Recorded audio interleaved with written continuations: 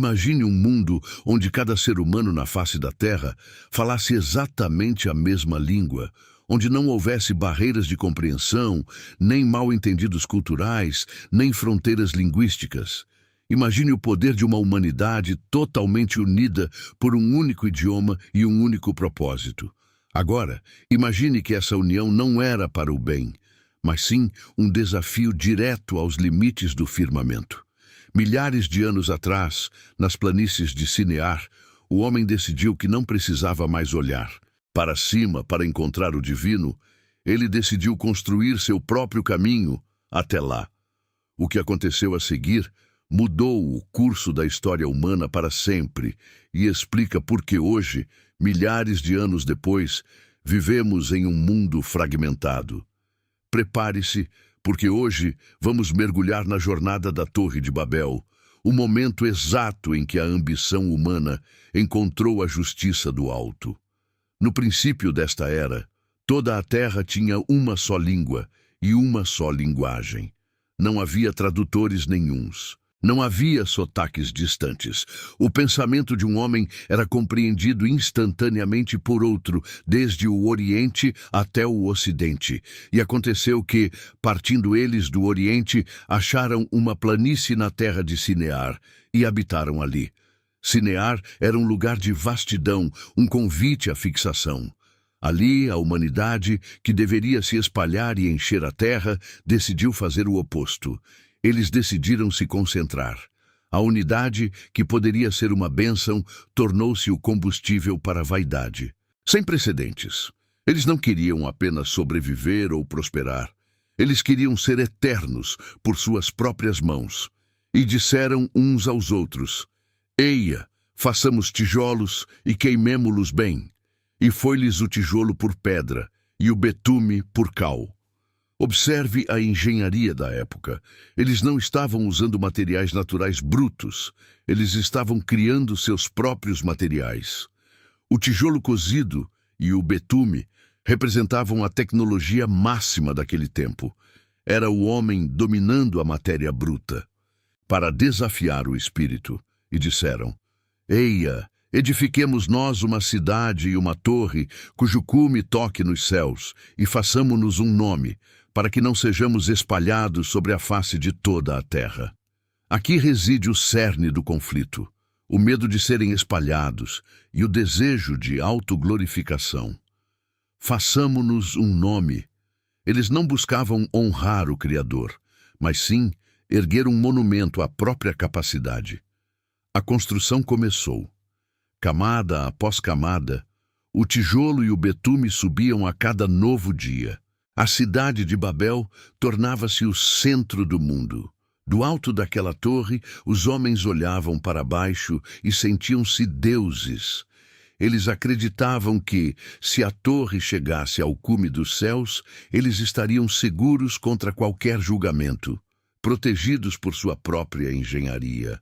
A voz da multidão era um coro uníssono, um só povo, uma só voz, um só erro. Enquanto os homens olhavam para cima com orgulho, alguém olhava para baixo com justiça. E o Senhor desceu para ver a cidade e a torre, que os filhos dos homens edificavam. Note bem, por mais alta que fosse a torre, por mais imponente que parecesse aos olhos humanos, para o Criador, ela ainda era tão ínfima que ele precisou descer para observá-la. O que ele encontrou foi um povo obstinado. E o Senhor disse: Eis que o povo é um, e todos têm uma mesma língua, e isto é o que começam a fazer. E agora não haverá restrição para tudo o que eles intentarem fazer. Havia um perigo real na união para o mal atual. Quando o ser humano se une em rebeldia, sua capacidade de destruição e de afastamento da verdade não tem limites. A igualdade de línguas ali não servia para a paz, mas para a construção de uma tirania contra o divino. A decisão foi tomada no Conselho das Alturas. Eia, desçamos e confundamos ali a sua língua, para que não entenda um a língua do outro. Em um instante, o que era clareza tornou-se caos. Imagine o primeiro amanhecer após essa intervenção divina na história. O sol nasce sobre a torre inacabada, mas o som que preenche o ar não é mais o cântico rítmico de milhares de trabalhadores em sintonia.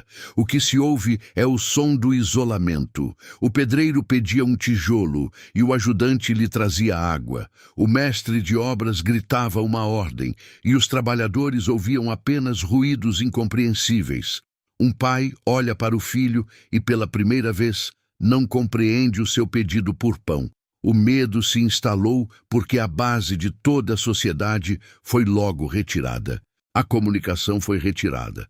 Aqueles que antes eram um só povo, agora se olham com desconfiança. Sem a palavra, o outro torna-se uma ameaça.